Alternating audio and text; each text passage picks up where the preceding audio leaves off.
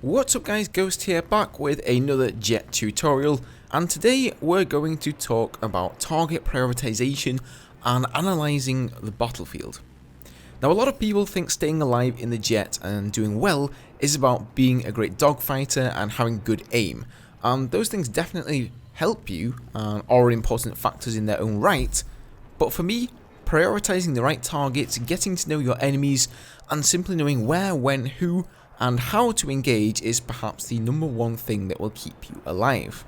So let's start from the bottom here. The first thing you should be thinking about when you spawn in the attack jet is whether or not the enemy jets are up or not. So make sure you survey the battlefield properly. You've got third person, free look, and the rear view camera, so make use of these. It's so important to use these because the initial window you see out of the cockpit is very limited. So when you spawn into a nice new round, don't just see some attack boat down on the ground or some tank that spawned close to the enemy deployment and go straight for him thinking you're going to help out your team more by taking out that tank ASAP and you're going to get that nice first blood, you're going to get that first kill. Don't think like that, because what's going to happen is both of the enemy jets are going to spawn in, maybe even ECM sneak you, you're going to have the AA tank on you, maybe even a scout helicopter, and they are just going to wipe the floor with you. So stay around near deployment, wait for the enemy jets to spawn in, and wait for him to make that mistake. Wait for the enemy attack jet to start strafing a target, and then go after him.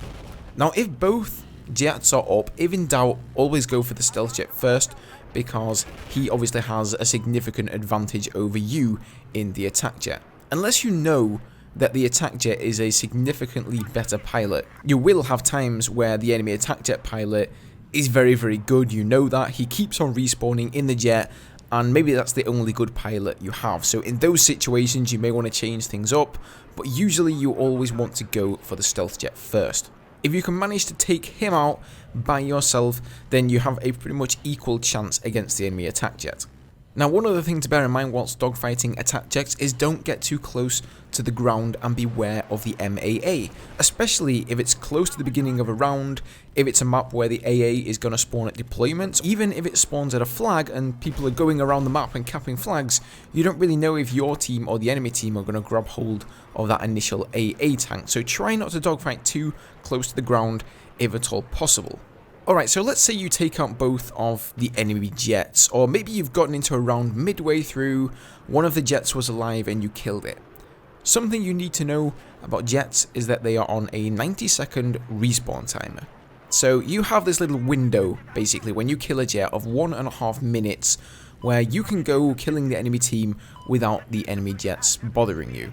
Now something else you have to think about is when did the enemy jets die? Did they both die at the same time? Or were they sort of staggered? If they both died at the same time, you can expect both of them to be spawning around the same time, which means that if you're all by yourself in the attack jet, you're going to have to deal with the attack jet and the enemy stealth jet at the same time. If they didn't die at the same time and you managed to sort of stagger the spawns, it's probably going to be a little bit more favourable in terms of dogfighting, but it means you're going to have to dogfight jets more often and sort of break away from actually strafing the enemy team on the ground. So what I actually often do when I'm putting on my tryhard pants, maybe I'm not on stream and I'm just trying to do my absolute best in a round, is I will have a stopwatch on my phone, and as soon as I take out the enemy jet pilot who's really good on the enemy team, boom, I'll hit that stopwatch, and then I can see when it's coming up to 90 seconds, and then I think, okay, boom, I have to be aware, I have to stop strafing the ground and just wait for the enemy jet to spawn in, because the last thing you want is to be pulling up out of a strafe, really vulnerable at a low speed, and have the enemy stealth jet come up behind you with ECM turned on and blow you away. Also, coordinating with your team's stealth jet if possible is something that can obviously be beneficial to you. So if you have somebody in a stealth jet, hopefully somebody who's not just using it as a taxi or plowing it straight into the ground at the start of a round, just try talking to him in chat, you know, say, hey mate, can you try and keep the air clear? Try and get on the enemy stealth jet as soon as he spawns and say, you know, I'll take care of the attack jet. And finally with the jets, beware of the base AA. I did make a video on the base AA and how you can actually make use of it, and jet pilots will use this against you if you see them luring you over towards their base AA, or even the mobile AA if it happens to be controlled by their team. Just beware of that. You know, often on the battlefield you have to deal with multiple threats at once as a jet pilot. Alright, so let's say you get into a game and both jets are dead, you've got a timer on your phone, you're like, alright, great, I've got this 90-second window and I am good to go to take out the enemy team. What is the next thing you need to be thinking about? Well, that is the mobile AA tank. So when both jets are dead and you're convinced they won't spawn soon, try to engage the MAA. Now beware of where it spawns. There is a video on screen now which will explain a little bit more in depth about how to specifically engage the AA tank and some of the tactics that I like to use to take it out, whether you're by yourself in the attack jet or you have a stealth jet working with you in tandem. But one thing you need to know, which can also be found in the video, is where the AA tank spawns. So sometimes it spawns at each team's deployment, and sometimes there's only one AA tank on the map which spawns at a specific flag. So if it's one that spawns at a specific flag, you need to be aware of which team is in control of that flag, and even then, which team is actually driving and in control of that specific AA tank. Now, if it is alive, how you engage it really depends on where it's situated, whether it's being attacked by some of your teammates or not, and if it's stationary or mobile. So for example, if he's one of those AA tanks that's going to be camping up in the cliffside, maybe on Lankang Dam, you can see he's stationary, then a couple of JDAMs from a long distance can really catch him unawares and put an end to his misery. But if he's one of these AA tank drivers that's running around all the time, he's moving a lot, JDAMs probably aren't going to be the best course of action.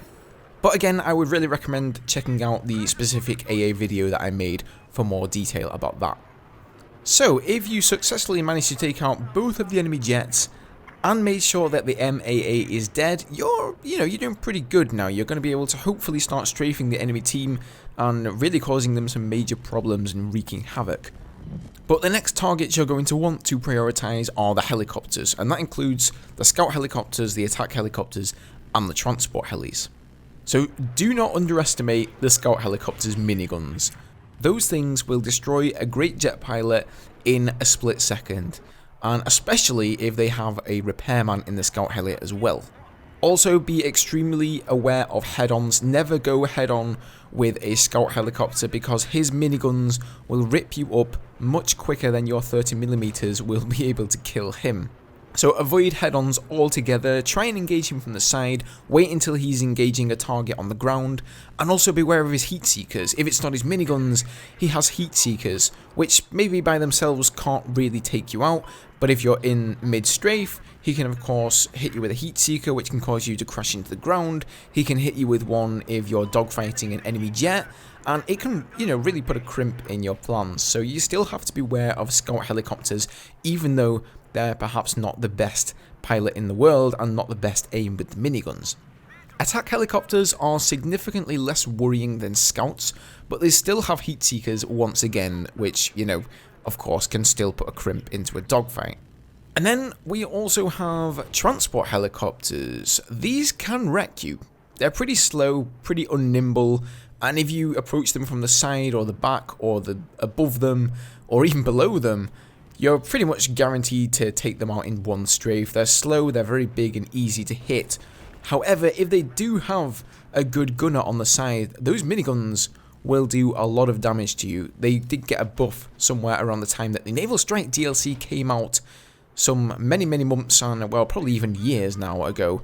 So, just beware of the miniguns. They no longer fire marshmallows, guys. They hurt a lot. Alright, so the next targets you want to prioritize are attack boats and ribs.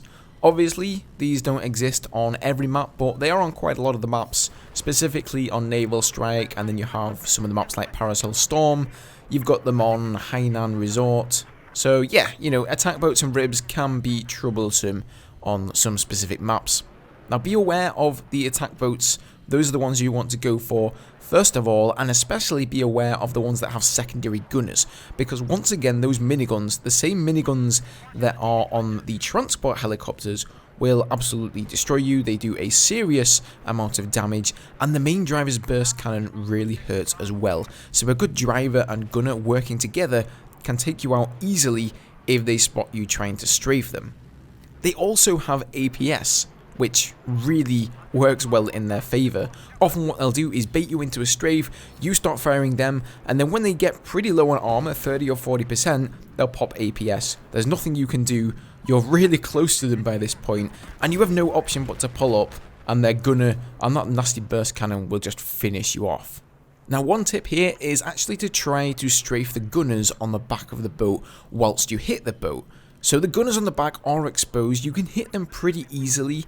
So, when you're actually firing at the boat, it doesn't really matter all too much where you hit it. You're going to be causing vehicle damage no matter where you hit it. So you may as well aim towards the back. And oftentimes, if there are any gunners there, you will actually be able to kill them before you even take out the boat. One other thing you need to watch out for whilst engaging attack boats are TV missiles. This is usually the chosen secondary of any attack boat pilot, or driver I should say. And if you're in the middle of a strafe and you're concentrating on that crosshair, it can actually be quite hard to see a TV missile flying your way, and it's also very easy for the attack boat driver to target a TV missile straight at you when you're flying in this straight strafing path. Now ribs, the same thing really applies here. Obviously they are nowhere near as deadly as the attack boats as they only have one minigun, but nevertheless those miniguns still do the same amount of damage as the attack boats miniguns, so just beware of those. Alright guys, this has been a long one, I know, we're getting close to the end now. Believe me, we're going to talk a little bit about tanks and infantry.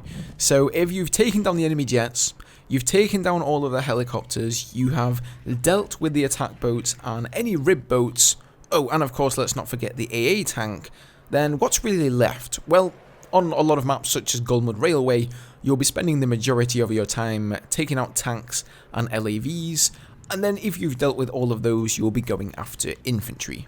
Now, I really wouldn't say that tanks and infantry are that deadly. If the infantry get tired being on the other end of your JDAMs, they will equip stingers and igglers, so if you find yourself being locked a lot, beware flying over an area with lots of infantry. Try to use the rear view camera to spot where the missile is fired from. So if you're pretty sure it's infantry who's targeting you with some sort of a lock-on weapon, wait until the missile fires, switch to the rear view camera and try and spot exactly where on the ground the missile comes from. If you're able to spot the guy, swoop back around, spot him up, and use your 30 mils or your JDAM to go and take him out. Now tanks don't pose that much of a threat unless you drop into their field of view. So make sure you pull up while strafing early enough to avoid giving them a clear shot. Alright guys, that's about it. I think I've pretty much covered everything. I know this has been a really long video, but I felt like it really needed to be said. These are all the things that go through my head when I'm flying as a jet pilot, and I really see lots of people just doing silly mistakes like going down to strafe a tank when you've got a scout helicopter in the area, you've got an attack helicopter, the AA tank's close by, the tank is close to the enemy deployment. Just so many like no-nos for an attack jet pilot. I see this all too often, and a lot of people tell me, I get in the attack jet and I just keep dying all the time, and really I think this is the #1 cause of death. It's not those great attack jet or stealth jet pilots on the enemy team who are fantastic dogfighters and just rip them to shreds. I feel it's just the combined threats that are on the battlefield as a whole. Now once again, although this is my general prioritization of targets, there are times where you have to switch things around. Sometimes the jet pilots on the enemy team are totally faff, and they may have a great scout heli pilot or a great AA driver, in which case you might want to make them the top priority. The thing about Battlefield is that you never know who is in the enemy vehicle or how skilled they are. So you really have to assess each game you get into and get a feel for the enemy team. Do they have some great attack jet pilots? Do they keep spawning in the stealth jet or the attack jet? You might notice that the enemy stealth jet isn't very good, but the enemy attack jet pilot is a pro, in which case you may want to take down the attack jet first. So hopefully this helped convey how I like to think and approach a game when I play in the attack jet. And if you find yourself dying from some of the things mentioned in this video, well, hopefully now you'll die a little bit less. A like down below, of course, is always appreciated. If you do find it interesting and you do appreciate these videos, that always tells me that you guys want to see more of this stuff, and in that case, I can make more. But thanks very much for watching, guys, and I'll see you in the next one. Cheers.